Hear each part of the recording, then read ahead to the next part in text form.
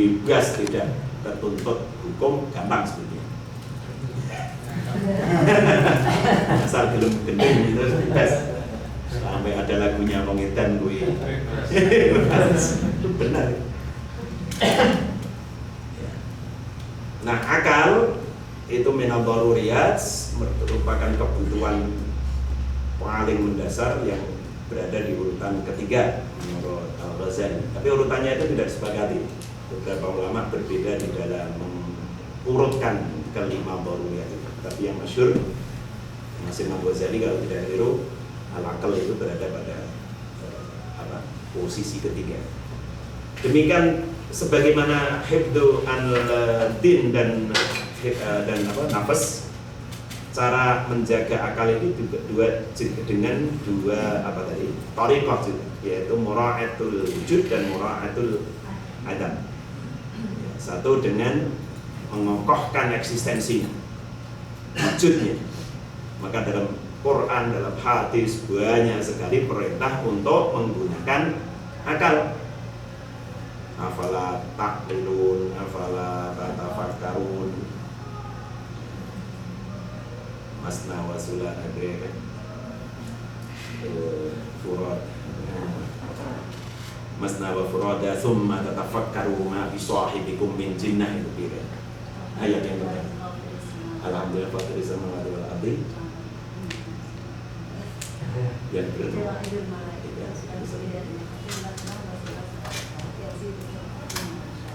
Bukan yang ini, yang masna wa furada thumma antaqumu lillahi, masna wa furada thumma tatafakkar.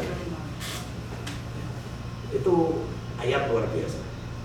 Jadi Islam itu agama yang terbuka untuk dipikirkan dan didiskusikan. Dan itu ayat merintahin kita manusia untuk berpikir dan berdiskusi tentang agama ini. Karena Islam berbeda dengan agama-agama yang lain. Agama yang lain itu diturunkan kepada manusia dalam tahap perkembangan intelektual yang belum matang. Islam adalah agama yang diturunkan ke manusia yang sudah mencapai tahap kematangan intelektual. Maka kita tidak ditinggali mukjizat-mukjizat yang aneh-aneh, tetapi diberi mukjizat Al-Quran, yang mana di dalam Al-Quran kita disuruh berpikir. Itulah kenapa agama Islam ini dibuka oleh Allah untuk silakan antaqumu lillahi masna, berdua, berarti diskusi, wa furada, atau sendiri, merenung, kontemplasi, summa tatafakkaru, kemudian berpikirlah kalian. Jadi agama yang membuka diri untuk didiskusikan, untuk dipikirkan. Beda dengan agama lain. Agama lain itu nggak bisa didiskusikan, hanya bisa didoktrinkan, hanya bisa suruh percaya gitu. Tapi untuk Islam silakan dipikir. Dan kalau bisa temukan kelemahannya kalau ada. Ma bi sahibikum min jinnah, summa tatafakkaru ma bi sahibikum min jinnah. Enggak mungkin sahibmu ini Muhammad ini gila. Berarti makul semua yang dibawa oleh kajian Nabi, logis, rasional. Kalaupun tidak bisa dinalar dengan akal, bukan berarti irrasional, tetapi apa? Suprarasional. Jadi bedakan antara irrasional dan supra. Fit. Irrasional itu nggak masuk akal, nggak masuk akal, dan nggak ada ajaran Islam yang nggak masuk akal. Tapi kalau di luar akal, ya ada. Misalnya apa? Misalnya hayat barzakhiyah, kehidupan barzakh, bisa nggak dinalar? Nggak bisa. Ada kubur, nikmat kubur, nggak bisa dinalar. Tapi itu tidak masuk akal, tetapi di luar kemampuan akal untuk mencerna. Termasuk alam al-malakut, alam yang tidak tampak, ini tidak irrasional tapi di luar akal, suprarasional.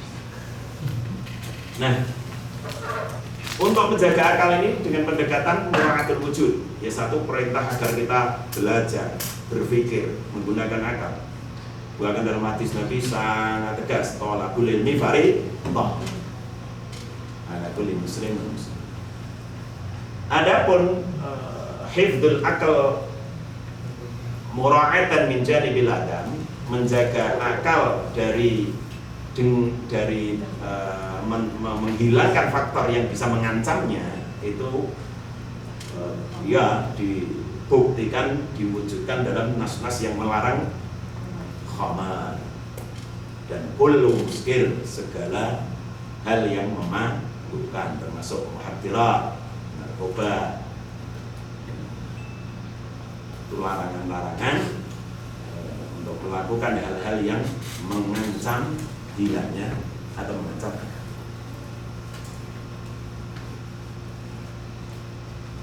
Kemudian yang keempat adalah hifdzu an-nasl,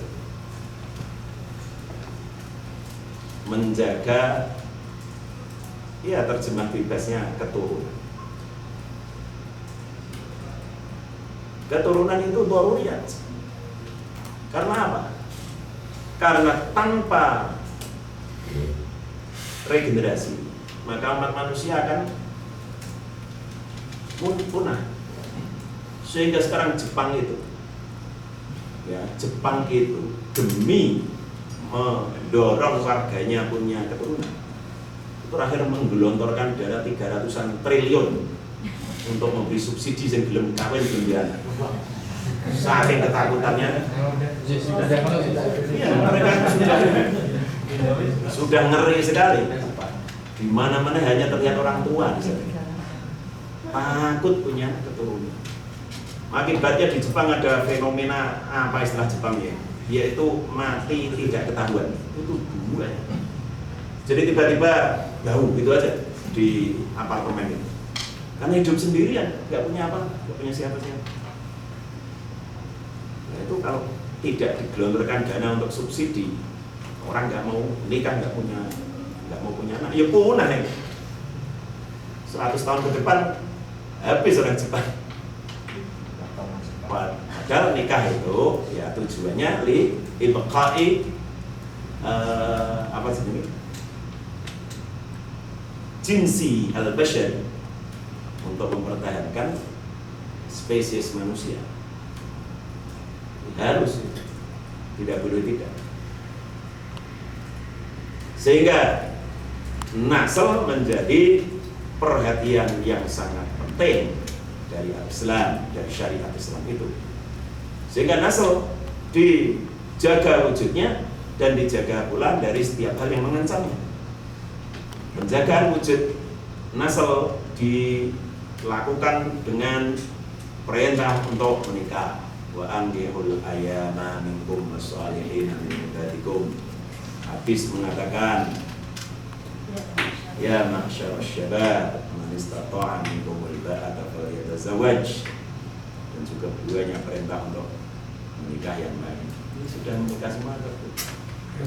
Masih banyak yang belum ya? Masih banyak. Mau daftar di Jepang.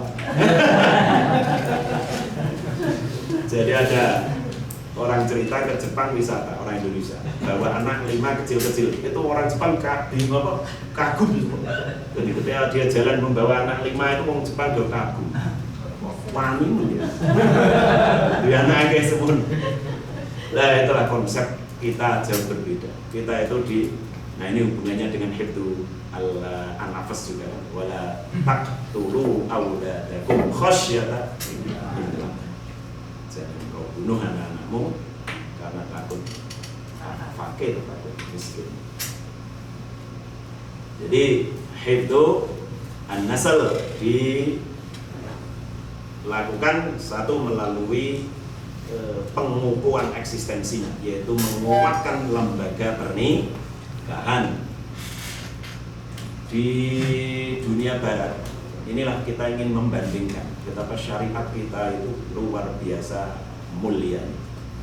Di Amerika itu sudah mulai marak anti-marriage movement, gerakan kalau free child family kan sudah di Indonesia sudah.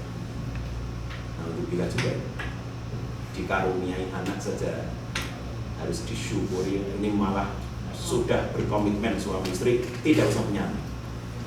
Di Amerika, di Barat itu malah gerakan anti pernikahan. Karena konsepnya tentang nikah juga keliru. Nikah itu bagi mereka selebrasi cinta. Sedangkan cinta itu emosi. Dan emosi itu nggak mungkin stabil. Seperti benci, suka, itu kan nggak stabil.